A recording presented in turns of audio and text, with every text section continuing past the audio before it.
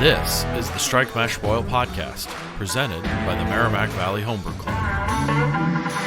This week is part 2 of New England Pale Ales, and we talk a Swedish fish beer with Justin from Channel Marker. That and more, so stay tuned. All right, welcome back to Strike Mash Boil. I'm Marco, president of Merrimack Valley Homebrew Club, and I'm joined by my co-host, Phil. Thanks, Marco. So this week we've got part 2 of what's now a 3-part series on Hop It To Me. The show was just, we recorded an hour and 20 minutes worth of content, so we just had to break it up into a couple parts. So this week is part 2. Then Mr. Matt Savage is back to judge a Czech Amber Lager, and then we'll talk to Justin about Swedish fish beer and what's next for Channel Marker. So lots to talk about, so let's get right into it and start with part 2 of New England Pale Ales with Hop It To Me. So the next thing, when you're, again, sticking on the ingredient train here, we've created a malt bill. We've selected our hops for it. Next up, yeast. If you go by the big guys, most of the big guys are using English strains of yeast, London 2, London 3 yeast strains for their New England IPAs or any of their New England Pale Ale runs. What do you guys think? What are you guys using right now for your yeast strains? London 3 is my go-to. London 3 and which is Imperial Pub. That is my go-to. For me, it's SO4 Sapphire. Yeah, I've tried a few different ones. Like back in the day, and I did the same beer with London 3, and I absolutely hated it. I don't know if it was just, it could have been the recipe at the time, but it was, I was just trying to get that right flavor I was looking for, and for me, SO4 works great. Which is also an English strain for those that don't know. Yep, I'm also an SO4 primarily, but I just brewed one and I used SO5 and on a whim, just because I hadn't done it before and I wanted to see what it does. So, but my primary go-to would be SO4. And I just said Imperial Pub is London 3. It's not. Juice. Imperial Juice is London 3. Imperial Pub is London ESB, which is also a great yeast, but not for this. Yeah, and there's a few other strains out there too, like the Conan strain, which is, I think that's the Alchemist, the one they use, right? Yeah. So there's a few different examples, and they're all basically English strains that folks are using. And what they do is they help impart that body and create some of those esters that you want. A USO5, which is a pretty regularly used beer for yeast for homebrewers. The thing with USO5 is it's just super clean. Like, right. It's not really giving you much of anything. It's just fermenting the beer real fast. It's super efficient, and it's super clean. So you're going to get a really nice, easy drinking beer. It just might not complement your IPA the way that you want it to. Exactly. And I thought about that when I was using it. It's a difference between getting those fruity esters from a London-based yeast or trying to see what I get when I use a clean yeast and what the malt profile and what the hops are doing and going from there. So yeah, and it's probably not going to be anything like if you have USO5 and you use it, it's probably not going to create a bad beer. So you shouldn't take that away from this. It's just you're going to feel like something's missing. And that's ultimately because it's just missing a few of the characteristics that the English strains will do. So if you have it, use it. You're going to create a good beer. It's not going to be bad, and it's super easy to ferment. It's not a finicky yeast at all. But what you want to just be aware of is it's pretty proven out there. English strains are the way to go. You can experiment with them. There's a bunch of different ones out there. But if you're going to make a New England Pale Ale, stick with the English strains. You'll have the best luck there. Yeah, definitely going to agree with that. But there are so many different brands of it and styles. It's great to try some of them because some people may like it. It's all personal palate. What everyone is saying is the best might not actually be what you think is the best. We're all so different on our own palates. So don't keep on trying to change your recipe based on like hops and grain. It might not be that where the flavor isn't coming in to you. Maybe just try to change up some of your yeast. That might be the flavor component that your beer is missing, that you're not, it's not clicking in your head when you drink it, that what you were thinking it's supposed to taste like. Yeah, and I think we've all used, and I know you've already covered this in another podcast, but we all have also used the Quebec yeast, right? Horn and Dahl, and had really good results with that as well. So there are other strains that you can get what you want inside of these beers. Yeah, those have been people have found a lot of really great success with Kvike yeast. The one thing you want to just make sure you're aware of there is they require some equipment to be able to ferment with them properly, at least for the way people have been doing New England IPAs, which is really high temperatures. So if you don't have the ability to maintain temperatures, I'll say at least above 80. 90 seems to be the magic number with some of them, but at least above 80 degrees. You just might have some different effects than what is intended with Kvike yeast.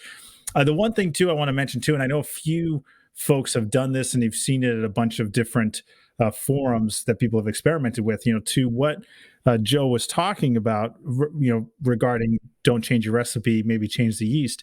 If you have the means to brew larger batches, a great experiment to do and have a lot of fun is if you could brew a 10 or a 15 gallon batch, split it 2 or 3 ways, and just all things equal, just ferment it with different yeasts and do side by sides. You'll see pretty drastically how different beers come out just by changing that one variable. And it's kind of cool because you get to learn a lot. You learn a lot more when you're able to do it side by side, because sometimes there's enough time between batches that unless you took some really good notes, you're not really able to tell the difference. But if you can taste the beers right next to each other, it's amazing how different they become. There's another thing going on out there with yeast, and there's some rumors of maybe one of the big boys in Western Mass named Treehouse is doing, which is blending yeast.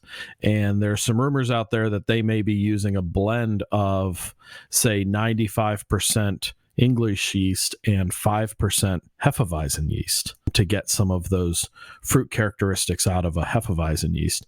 Hefeweizen yeast will throw clove, and then at certain temperatures throws banana. So there's some stuff out there in forums about blending yeast, and sometimes I just don't have enough, say, London 3, and I've got some SO4, and I'll just do a pack of each. I always wondered about yeast blending because I've always thought, and this is going to go off a little off topic, so I'm not going to go too much into it, but just the way yeast works, if you did 95% of one yeast versus 5% of another, the 95% is going to dominate and just completely outperform and overtake that 5% that it would never have a chance to do anything. On Homebrew Talk, there's a couple threads about this where some guys have done experiments using different ratios of the Hefeweizen yeast, and they're actually using the dry yeast because it's a lot easier to weigh it out by weight than it is to try and get the liquid yeast. Yeah. And they've got some pretty interesting flavor profile statistics of using, 50-50 blends, 60-40, 70-30, whatever they are. And that there comes a certain point where the Hefeweizen yeast is just going to overwhelm it no matter what. And it potentially could be that Hefeweizen yeast takes off a little faster, that it's going to throw those flavors at the very beginning of fermentation. So you want to kind of restrain some of that, and you only want a little bit before the English yeast takes over through the time of fermentation. So I haven't done the Hefeweizen thing. I've thought about it, and it seems very fascinating. I've really only ever done blends of English yeast, and usually just because I don't have enough of one on hand. Yeah, it's pretty interesting, and definitely something we could probably go down the rabbit hole now on. Yeah. So the last thing, as in terms of ingredients for you to be really considering. So Reinheitsgebot is hops, malt, yeast, and water. Let's talk a little bit about water, because there are plenty of folks, when you guys are making your New England IPAs, you have what you think is an amazing recipe, and you brewed it perfectly. Your brew day goes on without a hitch. Fermentation was great. You drink the beer and you're like, this doesn't taste anything like I'm expecting. The body's not there. The mouth feels not there. The flavors aren't there. And the one thing you haven't started playing around with is water. And so this isn't applicable to every beer style, but when it comes to New England IPAs, water just so happens to be, the water chemistry happens to be one of the most important components of being able to nail this style. So let's talk a little bit about that. What are you guys thinking when it comes to the type of water you're using? Number one, are you starting with your house water and adjusting it? Or are you starting from a clean slate and building it? How are you guys doing it? So for me, I have a Ward Labs report on my town water that I run through an RV filter, and I get rid of that chloramine, chlorine, and then I adjust it. And from there, everything I know about adjusting water for New England IPA, I learned from Joe. So I'm just going to back off now. All right. So I guess I'll jump in. So I'm doing pretty much a very similar situation, using tap water, probably coming from the Quabbin Reservoir around here, Massachusetts. So going through a carbon filter, GE home water filter, and then sent that out post filtration to Ward Labs, get my water, and I use the Bruin water spreadsheet. There's a few different ones you can use. I know a lot of people use Beersmith. I've been using Bruin water for so long. I'm just so comfortable with it, and I trust my numbers because, based off pH numbers that I'm getting, everything through my recipe, it's been pretty spot on. So I go through there and plug in my water report I get from Ward Labs. And then for my New England Pale Ale or New England IPA, generally one of the most important mineral contents I want to look in for is your sulfate to chloride ratio. For mine, I was using a 2-to-1 ratio sulfate to chloride when I first started to get like a bright punch of those hops. The sulfate is really backing those hoppy notes, and the chloride is going to give you a little bit more those malty notes. I end up switching over, and when I'm talking 1-to-1, it took about like 100 parts per million per item. So 100 to 100 or 200 to 1. You can go lower numbers, but just trying to keep that ratio together. But I switched to a 1-to-1. It was more balanced, and that's what I was looking for a long time, is that really nice balance. But I was finding my beers to be a little bitter, a little too hoppy. That's why I liked. I was kind of looking for the really juicy pillow-like cloud feeling. And based off of a suggestion from a friend, Justin Negrati, I switched to a 1-to-2 ratio of sulfite to chloride, and it really brought that nice pillowy soft malt feel. That's one of the big items to look for. And then for me is one of the next biggest one is calcium in the water. So that's kind of looking for 60 to 80 parts per million in there. So one of the biggest things to look, I think I've looked through, is you look online for a New England IPA water profile. And what I think that some of these people have been not taking into account are all the minerals that the grain actually adds himself. So a lot of these water profiles I find to be very high, and I've just kind of restrained mine back based off of a lot of what I've read can be added to it. So I really don't add any magnesium. Whatever is coming from the grain is what I'm going to get. So yeah, it's really kind of looking at that calcium, 60 to 80 parts per million. And then my sulfate to chloride is, around 60 sulfate, 120 chloride in that ballpark. It's kind of the most important items. And then whatever's in your water, if you have very low sodium, you might want to add a little bit of sodium, but I don't touch anything for magnesium. And then pH. I kind of mess with, you could use, lactic acid or citric acid. I like to use citric acid because I feel it adds a little bit more of that orangey type flavor. Just using that to adjust my pH to, 5.2, 5.4 in that range. Yeah, I think John Kimmich from The Alchemist, I think he said 5.3 was the magic number that he had talked about for pH. A couple things to keep in mind. So because if you guys haven't caught on to this, get a Ward's Lab test, get your water tested if you want to make water adjustments. Don't just do one and be done with it. It's something municipal water supplies change their water relatively frequently. So, some people say quarterly, some people say twice a year.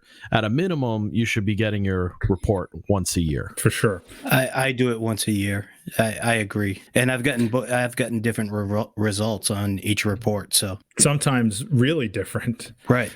So there are things to keep in mind that you can do, right? So one of them is Joe said sometimes water source will have low sodium and you want to add a touch of it. But actually really common in Massachusetts is to have really high sodium, like stupid high sodium. And so you mean like my house? Yeah, well, in my town, it's also really high. Tewksbury is as well. So what you could also do, and I also use Bruin water, which has a dilution factor that you can work into it.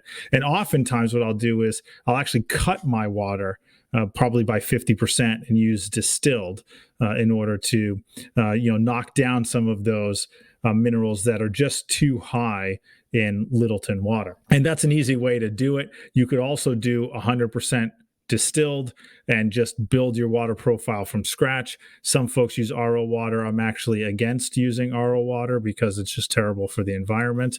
But that's also an option too. And again, that's giving you a blank slate where you can build your own water profile. And obviously, if you're doing large batches like, I was doing, and you're buying, 40 gallons of water that's distilled, it just adds to the cost of your brew day. So it might not be something that you want to do anyway. But you certainly have the option to cut it down a little bit once you get your Ward lab results. And using a sheet like Brew and Water does two things. One, it gives you really great calculations, but two, they give you recommendations on water profiles. If you're not sure what the hell you're doing at all, they'll at least guide you a little bit to get you started. And then you can do a bunch of research to create your own, because it has the ability to create your own user profile as well, which is what Joe does and what I do. And I also do the 1-to-2 sulfate to chloride ratio.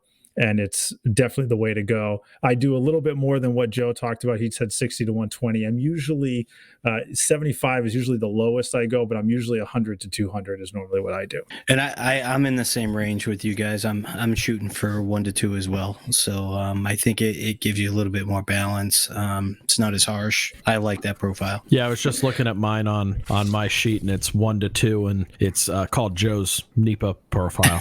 So. Nice. Which it sounds like you need to change it to Justin's NEPA profile. Maybe. Is what you need to do. No.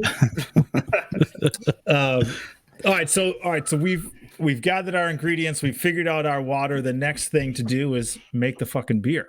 I wasn't going to go an episode without swearing. Sorry, Phil. So let's talk about your brew day. Obviously, we have mashing, boiling, and then cooling, fermenting, dry hopping, all that fun stuff. So let's start with mashing. We're talking just single infusion here, right? We don't have to, you're not doing anything fancy for mashing.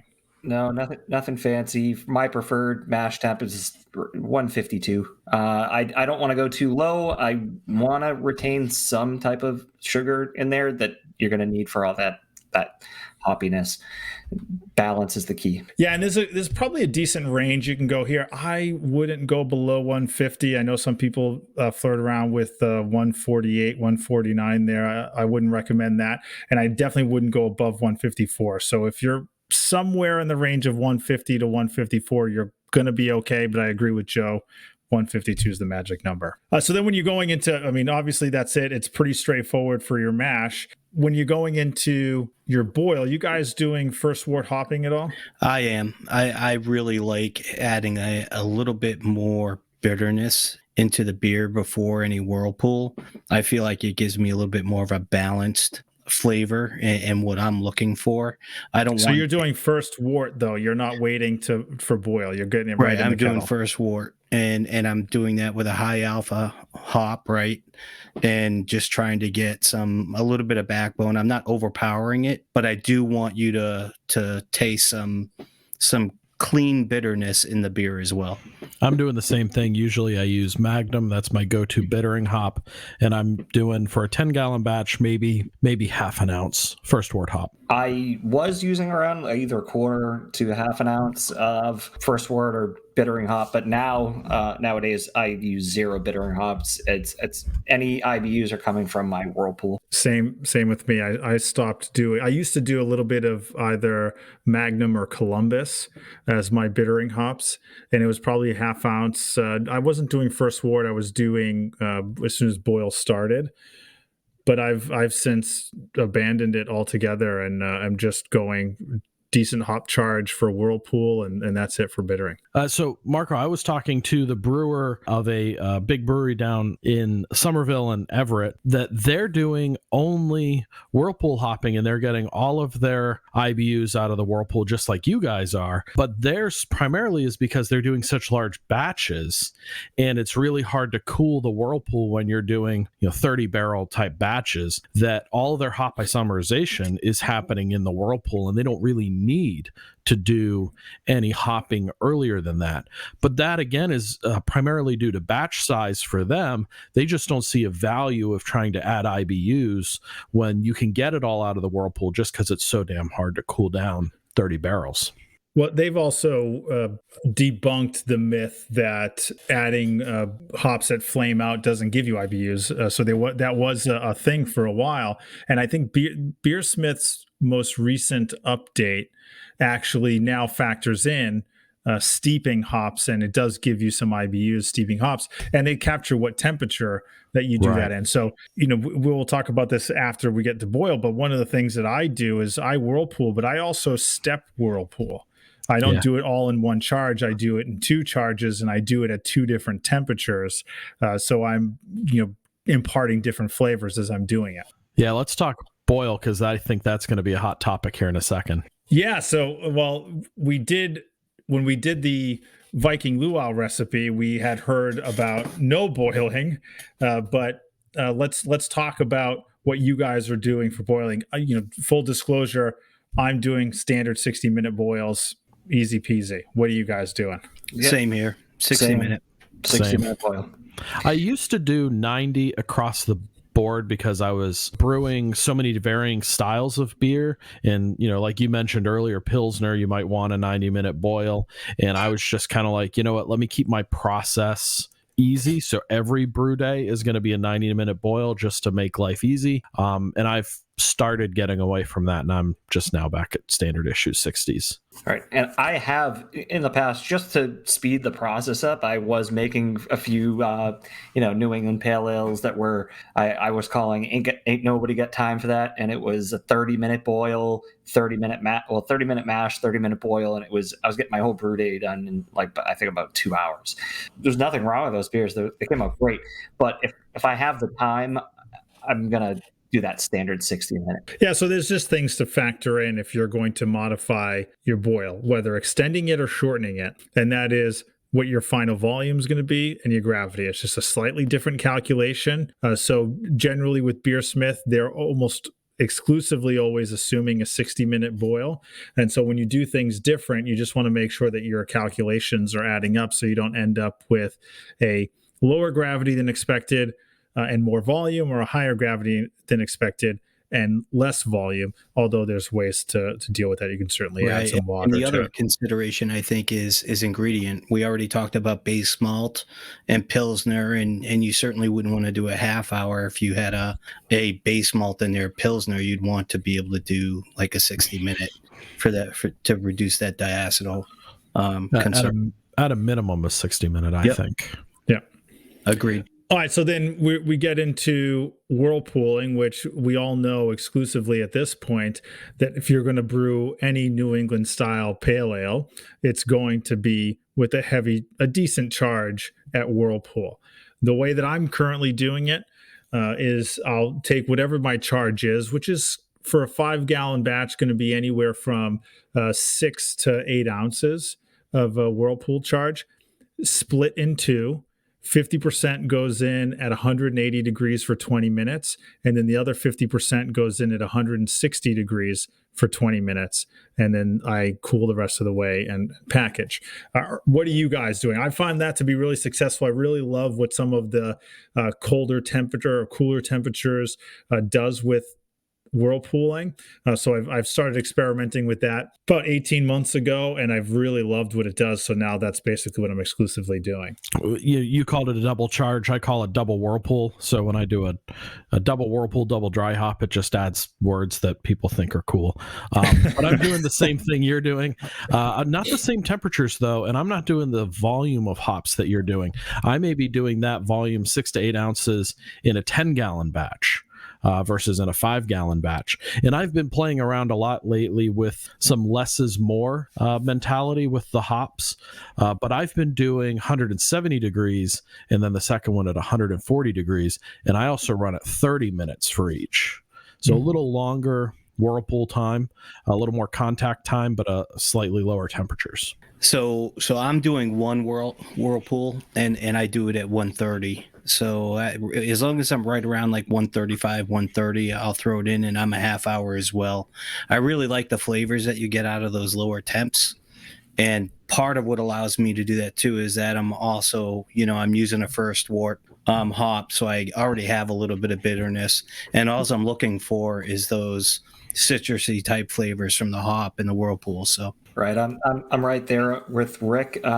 Single whirlpool at 130 degrees for half an hour is what I'm doing. And in volume wise, in a 5-gallon batch, I'm in the 3 to 4 ounces range. I was doing 6 ounces for the longest time, for years. It would be a 6-ounce whirlpool with basically a 6 or 8 ounce dry hop. Now I'm doing about a 3-ounce whirlpool and that 5-gallon batch, or 4 ounces, and then like an 8-ounce dry hop. It's funny because I'm doing the opposite. I'm doing a higher whirlpool amount and a lesser dry hop amount. Interesting. and I'm right with Marco as well. Yeah, I'm with Joe. I'm doing 10-gallon batch. I'm doing 6 to 8 ounces lately. It's been 8 ounces. So it's 8 ounces in the whirlpool, split in half, 4 and 4. And then I do a double dry hop, 4 and 4. Yeah, interesting. And so let's talk about dry hopping a little bit. What are you guys, what's your dry hopping schedule? I normally do a double dry hop almost all the time. Typically dry hopping, again, I'll do probably 4 ounces dry hopping, and I'll usually do 2.5 ounces at High Krausen for biotransformation. And for the folks that want to learn more about that, that's, it basically is a reaction that happens with the hops during fermentation. You want to do it during when fermentation is the most active, which is High Krausen. What's the podcast that talked about that, Phil? Yeah, it's Hop and Brew School. It's on the Brewing Network. It's a fantastic podcast all about hops, and they touch on biotransformation a ton. Yeah, it's really technical, and there's a lot of geeking out that can happen listening and learning about biotransformation. I think it's really important when it comes to personal opinion. I think it's really important when it comes to a New England IPA to get that real hazy character and hops and suspension, and to pull out some of those really great characteristics. So I usually do a dry hop during biotransformation, and then I'll do another one, a slightly smaller one, 2-3 days most before I'm packaging. All right, that's all the time we have for this week's edition of Hop It To Me. Stay tuned for next week's part 3 and the conclusion of New England Pale Ales. All right, time for this week's beer review. Each week, we're going to review a beer submitted to us by a member of the Merrimack Valley Homebrew Club or from one of our listeners. Our guest judge is going to walk us through the judging process as if this were a homebrew competition. All they know is the category of the beer, which this week is 3C Czech Amber Lager. Yeah, and joining us today to judge this week's beer is the founder of Merrimack Valley Homebrew Club, Mr. Matt Savage. And Matt's actually just so happens to be a certified BJCP judge, so it's perfect for this exercise for us. Matt, thanks for joining us. Yeah, thanks for having me. All right, Matt, so you've got the beer. And you've got your sheet to review. Before we get into it, you want to just tell us what a Czech Amber Lager is? Yeah, sure. So the Czech Amber Lager kind of falls in between, the Czech Pale Lager of this category and the dark lager. It's going to be a malt-forward beer, both in taste and in aroma, but the style also gives some leeway as far as how hop character could be. It can be almost none to kind of a moderate. So that also changes how the mouthfeel and also the flavor of the beer will be. If you have more of a hop presence in it, it will be more of a drier finish with possibly some Saaz type hop character to it. Whereas if the person decides not to have that type of hop character to it, it'll be more of a sweet, not really cloying because it's still a lager, so you want it to be crisp, but it would be more of a sweet, possibly closer to like a Vienna lager type finish to it. Yeah, so it looks like this beer is essentially just a darker Vienna lager. Yeah. And like I said, if they use the hops, it would have that Saaz, traditional Czech style hopping to it as well. All right, so let's get into this one. I'm anxious for it because I can't think of too many, Czech Amber lagers that I've had before. So I'm anxious to try this one. Yeah, off the top of my head, the only ones I could think of that would do this style of beer would probably be Schilling or maybe Notch. But yeah, it isn't a very common. Yeah, Notch gets a lot of plugs on this show. We do love Notch. So normally I'll do the aroma first so that those aromatics and stuff don't go away. Yeah, it's got a nice bready malt to it. Maybe like a slight hint of hop, but definitely malt forward. Yeah, I'm reading the guidelines. I see that it's really calling out some specifics with hop aroma, spicy, floral, herbal. Like those are the characters. But we run into this a lot when we're thinking about beer styles or doing these. It's got a range: moderate hop aroma to 0 to nothing. Like you kind of running the gamut there. You could just by accident do this. Yeah, and that's kind of common, honestly, with a lot of the European styles. They leave it really wide open, and I think that eventually maybe these will get split up into different categories. Before the 2015 guidelines, there was a lot of catch-all categories because they didn't really fit type of thing. But yeah, I don't think this beer in particular has a huge hop character to it. I think it's going to be more of the malt forward. But the clarity is perfect. I mean, it's nice and clear. It's got that amber hue to it. As far as aroma goes, I don't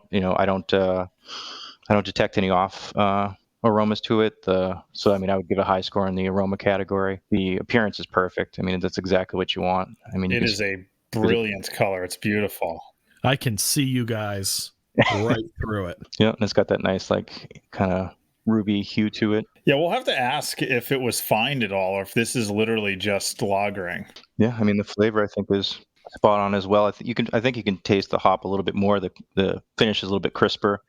Had it not been hopped like that, I think it'd be a little bit more, not quite cloying, but sweeter than it is. I think it's nice and crisp, and the finish is nice. The beer makes it nice and drinkable. Yeah, I get a nice little bit of a kind of a spicy hop bitterness at the end. Very nice. Yeah, up front, I think it's got some bitterness as well that kind of falls into where the malt profile would be. It's got some like graham cracker to it, a little bit of like a biscuit flavor to it as well. Yeah, and another one of those ranges, I was saying to myself, like, oh, the carbonation seems kind of low. And I think of most lagers have a bit higher of a carbonation profile. But again, moderate to low carbonation is acceptable here. Yeah, and I could tell just from the head retention alone, it didn't pour like a huge head on it, so I figured that the carbonation would be in there. But yeah, like you said, this category has a lot of leeway as far as how the brewer wants to portray it. Yeah, we know who brewed this beer, and I got to say, it's pretty impressive. This is a good one. This is a solid, yeah, for sure. I mean, if you didn't know it was a homebrew, I would say that it is in line with brewery quality beer. There's no off flavors to it. I mean, especially with a dark beer like this, a lot of times, sometimes like those darker malts and stuff will actually accentuate the off flavors that come from lager yeast. They become a little bit more apparent because they're going towards the side of like a sweeter malt. So if you have like some acetaldehyde, like those green apple flavors, those will really pop. And I'm not detecting any of that at all. I always get the impression when I look at a darker amber beer that it's going to likely have some things to hide behind, but there's like not much to hide behind in this beer. This is one of those beers that requires some pretty technical skill to brew well, because if you make mistakes, it's going to be pretty obvious. Yeah, and I mean the malt bill for this too isn't like it isn't crazy. You know what I mean? You're not putting a bunch of different malts in there. It would be just a few darker malts like Vienna, base of pills, and a little bit for color. And that's about it. So, I mean, there's not much you can do. This is like most amber lagers and Czech lagers, I would say, if you could do them well, that, you know what you're doing as far as a brewer. I'd imagine that water profile really plays a lot into a style of beer like this. Well, versus other lagers? Well, in lagers in general, but definitely for something like this as balanced as it is. Yeah, you'd want to, I mean, it would be pretty soft water profile, similar to how, the Czech pale lager is. It's, there isn't a lot in the water as far as that goes. It's just really there for pH balance. It's not there for, flavor profile and that type of stuff. This has like cask vibes for me. Like, I feel like this is one of those beers that should be on the beer engine. Like, we should be pulling it. Nah, this is one of those fancy Czech side pull Milko pour beers. All right, so you act like we know what the hell that is, Phil. I'm not even going to describe it here. Well, you know what? We will get Chris Loring from Notch on a show someday in the future. We will do a whole show on Czech beer pour styles. That's going to be so exciting. I'm sure the fans are going to love us talking about pour styles. We give Matt, we give Phil a lot of shit because there was one day, was it at Notch? Were you at Notch when you were sharing the different types of pours? Yeah. He's at Notch and he's bragging to us about these pours he's getting, and all we see is foam in the glass, and he's like, look at this, whatever the hell kind of pour it was. And we're like, you paid for that? I mean, that's what you got? Yeah, Notch actually has, it's the only brewery I've ever seen that actually has, dollar values for getting pours like that. If you went to another brewery, like, I don't know, $3, there's a lot of foam in that, and they have right. Yeah. Well, that's how I know I'm like really Americanized when it comes to beer, because I'm like, what do you mean it's not filled to the top with no head and like scraped? Like that's what do you mean you're giving me a glass of foam? This isn't right. Yeah, it took us a long time. We have one of those side pulls at Post and Beam. It took us a long time to get the clientele that go there to know that like it's okay to have 2 inches ahead on this beer. It's gonna bring out the flavors that you're gonna like it. Don't worry about it. And we started. We might be sleeping on Post and Beam. These guys have these fancy side pulls there too. Yep, we always have a lager on tap on the side pull. Phil, take note of that. Yeah, geez. Yeah. Like I literally thought Notch was the only one. Phil probably knows like 12 different ones in Massachusetts that I'm not aware of. Everybody's doing it now. It's becoming a almost borderline hipster. Yeah, I mean, we only have one. Notch has got, 9, 7, something like that. They have a whole side of it. A lot. Wait, hold on. Phil, if you're telling me that the lager side pull is the next hipster thing, dude, I'm on board for that. Yeah, yeah. I mean, does that mean the death of the milkshake IPA? I doubt that. No. Milkshake on the side pull? Or ranch dressing beer? Oh, Jesus. Let's not go there. What category does that fit into? Anyway, all right, we're getting distracted because that abomination today was something else. Yeah. Well, you know what? Why don't we talk about that one later? All right. So we've kind of walked our way through all the categories. What's your overall impression of this lager? Yeah, I mean, I think it's a excellent, representation of the style. I'd probably be low to mid 40s. Probably mid 40s. It'd be, an excellent example of the style for sure. All right, so we can't let you get off the hook that easy. You got to give it an actual number. Yep. We keep track of these things. Shit down, yeah. We do. We write it down. This you're about to drop, I think, the highest score we've had on the show so far of a homebrew. Yeah. Yeah. Right.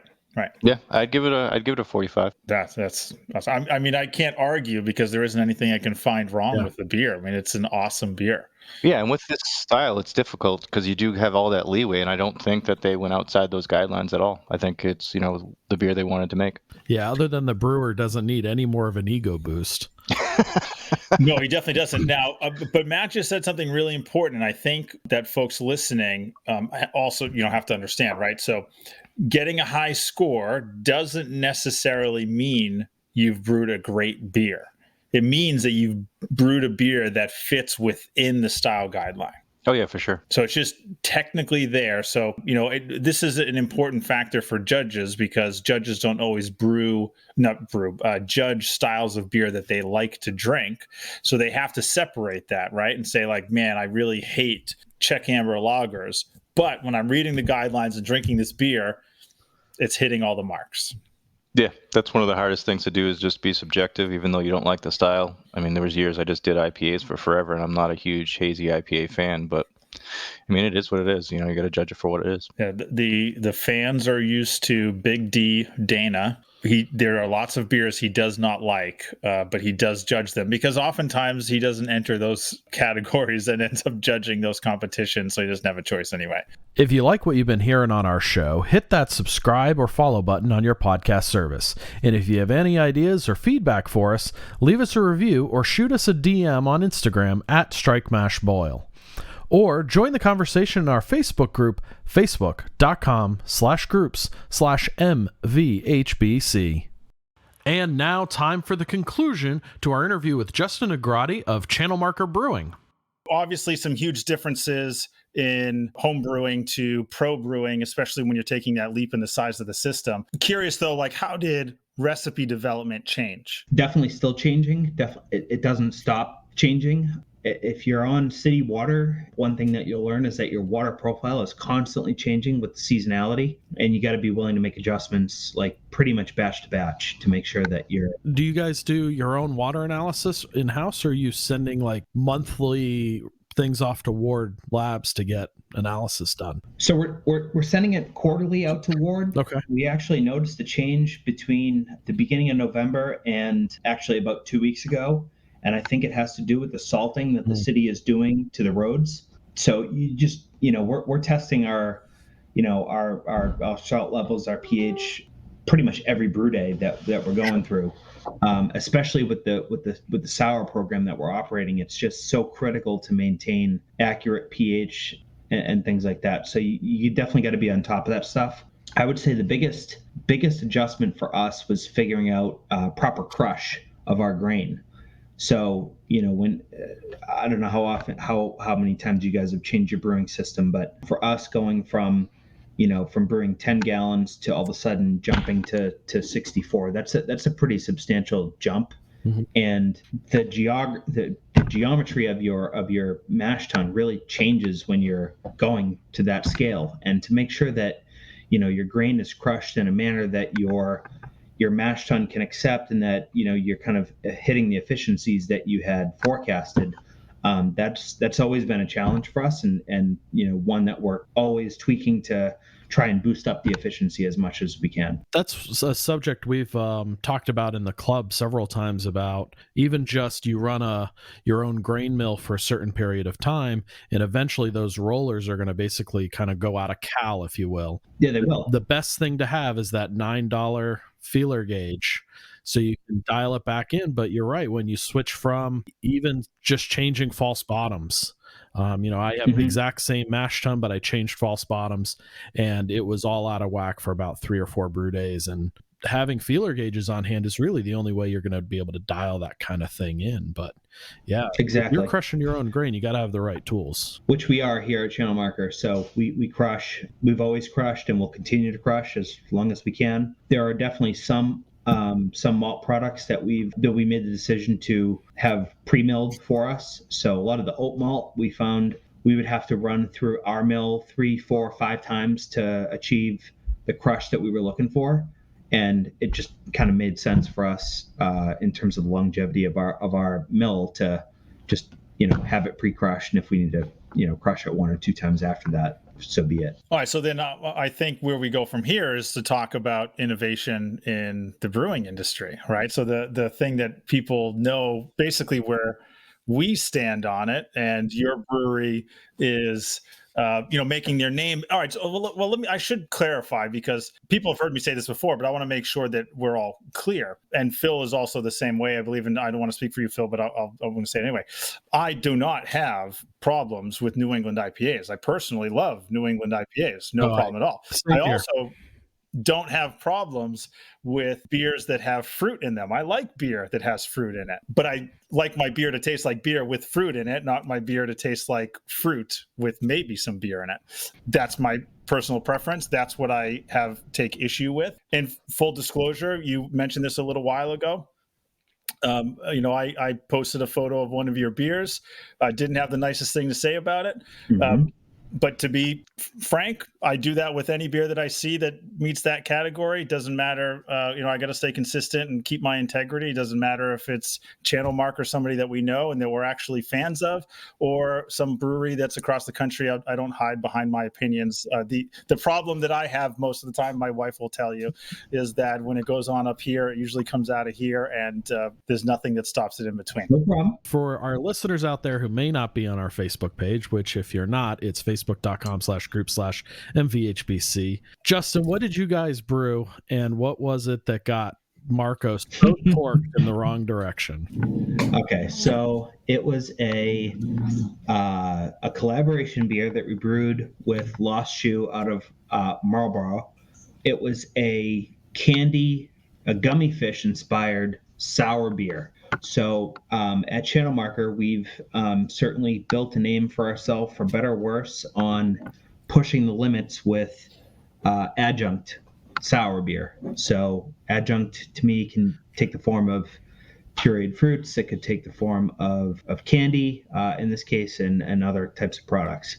So in this particular beer that Marco had posted about, rightfully so, was one that appeared to have carry through, or trub, or what have you, on the production side. And for this particular beer, we ended up adding, I think when all was said and done, about 95 pounds of fruit puree post fermentation that we added to the fermenter. So at Channel Marker, our process is to, at the end of fermentation, we bring our beer down to a temperature that allows us to dump the yeast or to harvest, depending on what we're planning to do with the yeast after that brew. After we dump all the yeast and we feel confident that we've gotten as much yeast out of the beer as we can, we'll go ahead and introduce any of the fruit and extract that we plan to add to that beer. So in the particular beer Marco was looking at, we added something like 80 pounds of cherries, both sweet and tart. We added 14 pounds of lingonberries, and we also added another 4 pounds of maraschino cherries, which are the cocktail cherries that you would add to Manhattans and things like that. So I have to ask, were there any actual little red gummy fish-shaped candies, actual ones in the beer? Not to the beer that Marco tried. Okay. Not to the beer that Marco tried. Have you added? We added 10 pounds of fish, gummy fish that I melted down into the boil kettle. Oh. But those were completely, boiled down. They were liquid form. Sure. Wait, I thought I saw. Wasn't there a photo where you were like randling through them, or am I thinking of somebody else? That was for marketing purposes. For show. Okay. All right. Yeah. All right. Okay. All right. Got it. And that makes sense for those that aren't that familiar with the brewing process. So real quick, because I think everybody knows what the fuck we're talking about. We can't say it. Are we not allowed to say the word? Swedish fish. Okay. All right. Okay. We're saying gummy fish, and I'm like, all right, is there like something that I don't know about that we're just not allowed to say? I had read something that you guys were you had named it Swedish fish, and you were pulling the Swedish off the name, right? So I figured you were trying to be. There's going to be a marketing piece with a well-known publication hopefully hitting the wires later this week or early next that advised us to drop the name Swedish fish in favor of gummy fish. So in honor of honoring their request, we changed the name to Gummy Fish. Yeah, no, it makes sense. I just wasn't sure if there was something for some reason we weren't just allowed to say. No, Beer's not called anything Swedish fish. So if you are listening, it has nothing to do with that. Swedish fish, gummy fish, they're synonymous in the context of what we're talking about. So the obvious thing when I called out the beer was the floaties. It looked pretty rough. It looked like chum. He called it. Yeah, but it's not what the beer was designed to look like.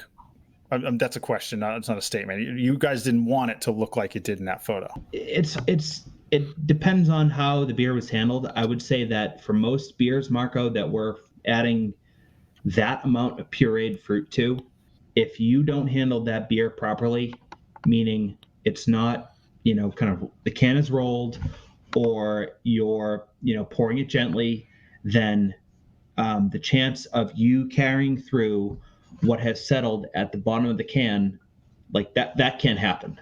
I'll just be honest with you and say that can happen. It's happened many times to us before, and people have asked that question. And the answer is, given the level of fruit additions that we're doing to our beer, that is a distinct possibility, no matter, whether you get the first can off of our canning run or the last can. So is this simply a fact that, you're using so much fruit from a pure business perspective, you can't let it sit in your tanks for weeks to get all that stuff to settle out on its own. So there comes a point where the beer's ready, you've gotten out as much as you can, and you just gotta package it and get it out to the world and move something into the tank. It's more a facet of kind of the smoothie boy style of beer. That's a new one.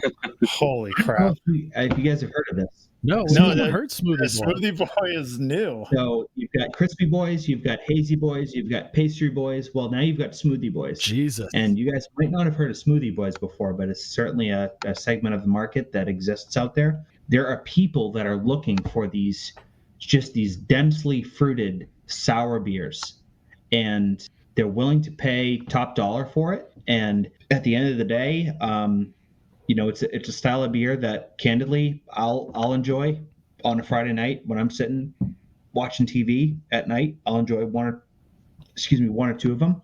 Some people like them and some people don't, and I'll understand if you guys don't. But we're not actively filtering these beers or waiting for them to, quote unquote, settle out. We're actually right before packaging, circulating them in the tank so that we can kind of flush up all those fruits that have settled so that we're maximizing our smoothie factor when we're packaging. Yeah. So I do want to say I'm drinking one right now. So I'm drinking a Gummy Fish fruited sour. I picked it up at Lost Shoe on Friday. So I will say that it poured beautifully for this can. I did store it in a refrigerator until I was ready to drink it and then poured it from the can.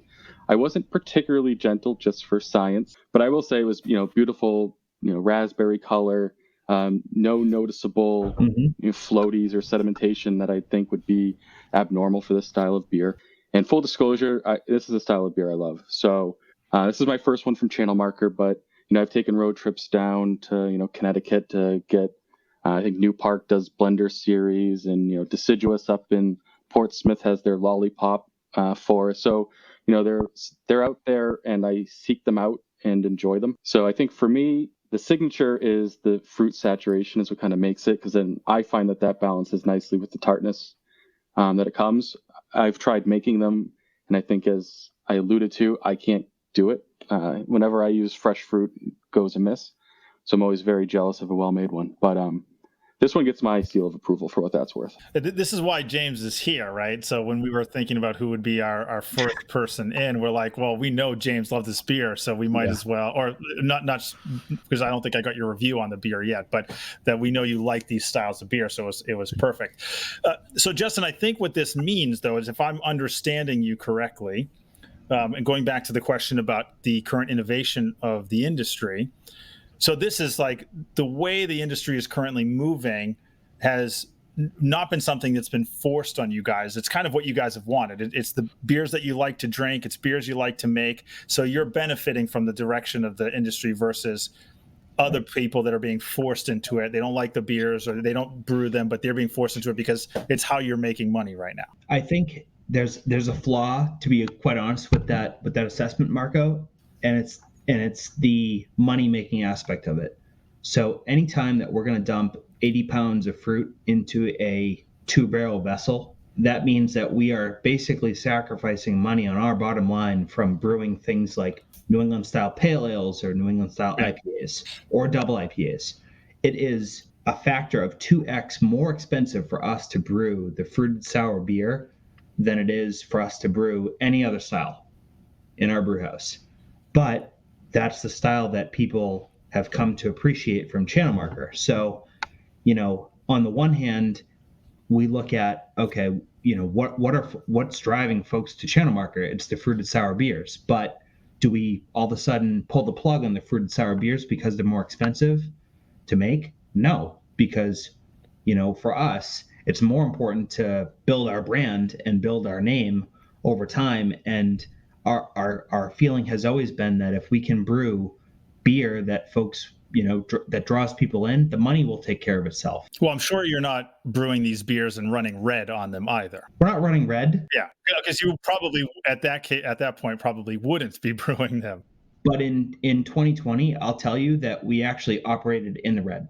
Well, that's normal, right? It's most early businesses, but it's not as though we're making money hand over foot because we're brewing a style of beer that's cheap to make or that's like this super profitable revenue driver for us. It's a style of beer that, quite honestly, is, if we were in this to make money as much as we could, then we would not be brewing this style of beer. Well, you probably wouldn't be brewing, right? I think we mentioned this on the Brett Bauer show a few weeks ago, that you don't become a brewer to get rich. You do it you do it because you love doing it. You do it because you love doing it. But for us, it's a line of business that we saw catching fire right before COVID, and thankfully was a style of beer that kept folks coming back to Channel Marker throughout COVID and are still coming to us. One that we'll continue to brew because we enjoy coming up. Again, I mentioned this on the Facebook post that I said, my partners, Tim, Jake, and I, we enjoy sitting in the brew house, coming up with these ridiculous, wacky ideas of, what kinds of fruit and what kind of adjuncts we can add together to make, these crazy fruit combinations or flavors. Folks continue to enjoy coming out and trying them, and we're fortunate for that. And if we happen to make some money along the way, great. But again, as long as we can break even and keep everyone on staff paid, Tim and Jake, then I'm not drawing a paycheck from Channel Marker. I'm very happy to, just be along for the ride. Yeah, we hope at some point you can start cashing a paycheck. We don't necessarily want you to get rich, but we don't want you to go poor either. You got a house that you got to pay for. You got a wife. You got children. That stuff's important. You need a little bit of money for that stuff. Yeah. So you talk about in 2020, you guys ran in the red. How much of that had to do with COVID? Oh gosh, we saw a 65% decline in taproom pours versus 2019. And, I'm sure you guys know taproom pours are the lifeblood of a small, very small craft brewery. Yeah. So to see 65% of your highest profit margin business line go out, that definitely stung. We made a decision in July to invest in our own canning line and not continue to outsource our canning operation, which is basically the lifeblood of our business once COVID hit. That bet on ourselves and investing in a canning line has paid off in tenfold. We were profitable in Q4, not by much, by about $500. So for us, that was a very smart business decision to take that in house, and kind of just our plan is to just survive as long as we can on can sales. Certainly no business our size plans to make a living on can sales, but here we are, and this is what we're going to do, and I think we'll make it on the other end of this. So I was at your brewery on Saturday, and your tap room is tiny, small. Yeah, very small. What's your head count in the tap room pre-COVID? Pre-COVID, we were 48, and 25% of that, you're talking 12. Yeah. I mean, that's quite honestly the reason we have not opened at all since Governor Baker lifted restrictions to allow indoor seating. When we did out the math on, what we thought we could earn on being open at 25% capacity, it never justified us trying to explore that option. Does Beverly give you? I saw your space. It's in a, I guess, kind of, I would call it an old mill-like building. Do you have the ability to have outdoor seating? Does Beverly allow you? Because you're right in the downtown, so there's not many places to go. No. So starting in July through the better part of November, we actually operated a 36-seat patio that was adjacent to our building that the city put out Jersey barriers and carved off a good section of Fayette Street, which is, again, adjacent to our building, public street. And we were able to put out a full patio out there. So we had, I think, something like 4 picnic tables and 5 or 6 high top tables. And we ran that from July through November. And then there was I think the first weekend of December I came in, I was pulling cellar duty that weekend, and I came in, Tim was working behind the bar, and all of a sudden we were looking out the window and a nor'easter had blown through and was lifting up the tents that we had bought and slamming them on the ground. So we quickly ran out, took them down, and said, that's it. That's the end of the patio. So needless to say, the patio ran from July through the better part of November. Even under the restrictions, we saw enough to turn a profit there, but it wasn't like we were making, tons of money. But, in that time, that was, I think, for those of us on quarantine and looking for places to go, I mean, that's what we needed, was an outdoor space, and getting out to local breweries was definitely something I was entertaining at the time. I wasn't going out to restaurants, but going outdoors and those big outdoor spaces, that's what I was kind of all about. And I hope even in a post-COVID world that, cities and towns let that continue, because I love being outside. Yeah, I mean, it was great. I think, the hardest part for all the craft breweries in Massachusetts were accommodating to Governor Baker's stipulations, the food.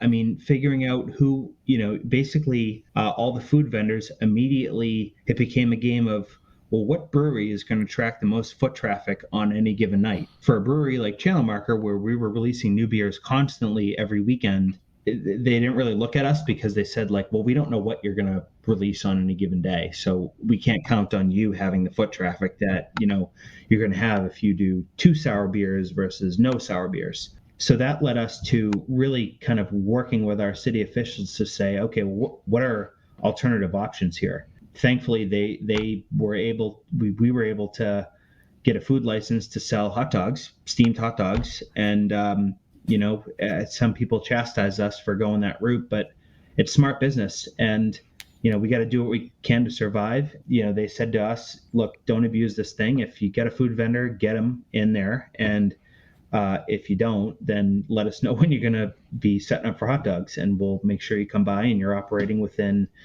spec, and making sure your temperatures are right and you've got the proper sanitization. And they treated us like a restaurant.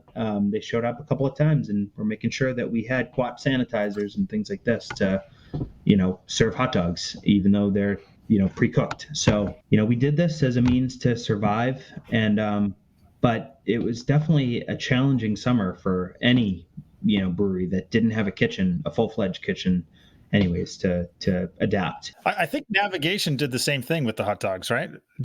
Was that one of the words of wisdom that PJ shared with you?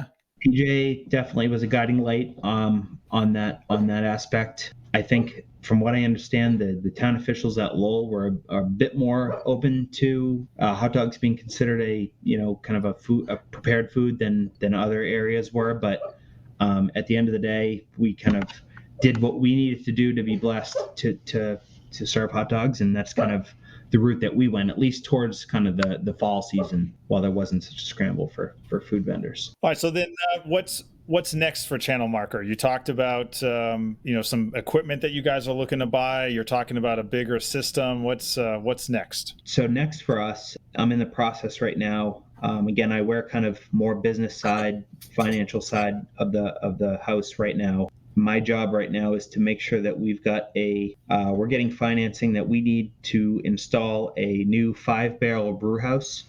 The plan is to keep our 2-barrel brew house completely operational throughout construction. Sat down with our construction manager today and said, look, we don't care what it takes. We have to keep brewing and keep producing beer throughout this entire project. So I think we'll continue to see that, but we're going to install a 5-barrel brew house. We're going to put in 5-barrel fermenters, 3 10-barrel uni tanks, and then 2 5-barrel brights. So we're looking to increase cellaring capacity by close to eight times what we can currently do. And this is in your existing space? Yeah. So right now we have about literally a 400 square foot brew house. The plan is to knock down the wall that separates our brewing room right now to the art gallery that sits behind us, and that will expand our footprint by about 800 square feet. So the plan is to basically make that entire area production. If anything, this pandemic has taught us that you cannot count on taproom revenue as a predominant source of business. So we're kind of going into this expansion with the mindset that we're going to be selling cans, we're going to be selling kegs to restaurants, we're going to be basically selling beer not out of our taps. Hopefully, the financial plan that we've put together has sold the bank on us still being a viable business after that expansion. I think it will. I've told you this before, and I'm just going to shameless plug because I can't help myself but do these types of things. But when there's going to be a Channel Marker 2 somewhere else, you make sure that you let me know so that my company WS Development has a shot at placing you guys somewhere. Of course. Because you guys are the type of brewery that our company loves to put in its locations, and we've got plenty of spaces for you. I'll keep you in mind, Marco. But it will come. There will be probably a 50 basis point ding on the bottom line from these comments that were made about the fruited sour beers. That's fair. You won't negotiate with me directly, so it's fine. That's totally fine. All right. Anything else, James, Phil? We've got to hear a lot of really great stuff from Justin today. Yeah, this was a fantastic conversation, and I think what I'd like is maybe give it a couple 8-9 months into the fall, and maybe we bring you back on and we can talk some more. Maybe bring out the mobile equipment and go talk to you guys in the brewery itself. And we'd love that. I mean, to be quite honest, the club was definitely monumental in pushing me forward in my desire to go commercial. If I hadn't had a chance to participate in the Big Brew Day at Navigation, I don't think that I would be sitting where I sit today, owning, in part a commercial brewery. Guys like Joe, guys like Marco, guys like Phil certainly have played a crucial role in my development as a home brewer, and then being able to scale those recipes up. Us here at Channel Marker, we're an open book. I don't want anyone to feel like they can't reach out and ask us, about our processes or advice on a recipe or what have you. Happy to help in any way that we can. Did you know that Big Brew Day is the first Saturday in May every year? Maybe we could pay it forward and inspire the next person by doing a Big Brew Day in Channel Marker. If we're online with our big brewing system by then, Marco, we'll have you in. We actually have a plan for 2021 already, so no pressure. But I will be coming knocking on that door for 2022 for sure. 2022 is probably more realistic. We were told by our brewing vendor today that June delivery of the new brewing system is more likely. So actually, that's a good question. With the pandemic and not all breweries doing as good a business in 2020 and probably part of 2021 as they did previously, what is the lead times on new equipment? Are you in competition with dozens of other breweries doing the same thing, or is it just kind of, did that stuff slow down? It's more working around the limitations of the fabrication facilities right now. So most of the equipment, to be quite honest, comes over from China, at least for breweries at our scale that are looking at. So, these fabrication sites are operating at very limited capacity. So our lead time right now is about 20 weeks from when we put the deposit in, which again should be later this week or early next. So, you just gotta kind of be in touch with your vendors and say, hey, what do your lead times look like? But I think even more so than the lead times on equipment, it's hard to get financing right now. So we're seeing other breweries go the route of raising money through programs like Mainvest. We're fortunate that we have a really good commercial lender that we're working with on our side that's been supportive of our business and believes in our model. But there are certainly many other breweries out there that are hurting, and it's a struggle to get financing right now. So I think it's a challenge on both ends. And one, I guess, final question from me: can shortage, is it real? Oh, 100%, 100%. Like even breweries at our size are definitely feeling the pinch. It's funny you asked that question, Phil, because literally yesterday, my partner Jake called me and said, "Hey, we're supposed to be getting we had been slotted for 6 pallets of cans to be delivered this month. Three pallets at the beginning of the month, 3 pallets at the end of the month. Our vendor called me and said, we're actually not going to be able to fulfill the second half of the month order." He's like, "So I know I told you not to take the delivery from the second company that we were talking to like last week." He's like, "But can you actually call them and see if they can actually send us those cans, because we're actually going to need them at the end of the month when we thought we weren't." Wow. So what we're finding now is, like 6 weeks ago, had we had this conversation, the question would be a shortage of cans, of actual aluminum cans in the United States. But what we're finding now is the limit is actually shit tons of cans over in China, but there's not enough freight containers to ship them over to the United States. So now China is sitting on a bunch of cans, but they don't have enough containers to actually fill them and send them back to the United States. China doesn't have enough freight. Right. So they're waiting for the United States to send empty boats back with empty containers to get these cans back to the United States. So there's this kind of 6-week gap that we're bumping up against. So it's crazy. It's wild, actually. And I feel like that we could probably do a whole other hour of this, just getting into some of these other things, because Mainvest is such an interesting innovation and funding right now. And I've heard some horror stories with it, but I've also heard some really great success stories with it too. So it is really interesting. We've reached over an hour of total time, so we want to make sure that we're respectful of Justin and the time that he's given to us. So Justin, we really appreciate you joining us. Congratulations on all the success that you guys are having at Channel Marker. We can always agree to disagree. That's what makes beer fun. Yeah. Or malt beverages fun. I had to throw that in there. But we get hops in our beer, so it is beer. You got at least one of the 4. So, but we do look forward malt, to and yeast. So it's beer. It's one pellet of hops, or just sorry. Yeah, no. 25 IBUs. Okay. Yeah, I mean, the IPA game that you guys have is great. But we'll look forward to catching up again. We definitely look forward to a visit to the brewery, and maybe we'll have a Kolsch on draft then. Maybe we'll see. No guarantee. Anyway, I like I mentioned earlier, I do weekend, probably not, but 4 months time, who knows. I do love a good New England IPA, so I'm more than happy to drink all that you guys have there. So thanks again. Look forward to catching up soon. Again, congrats, and we'll catch you on the other side. My pleasure, Marco. Thanks for having me. And Phil, James, great to see you guys.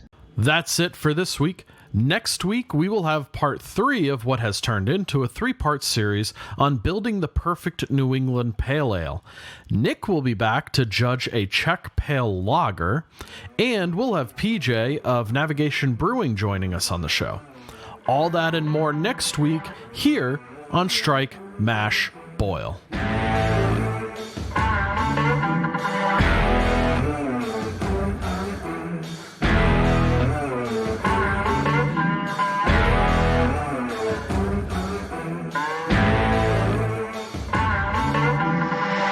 The Strike Mash Boil podcast is produced by the Merrimack Valley Homebrew Club, an AHA-sanctioned club. Follow us on Instagram at Strike Mash Boil. Join the conversation in our Facebook group, facebook.com/groups/MVHBC, or send us some feedback at strikemashboil@mvhbc.com.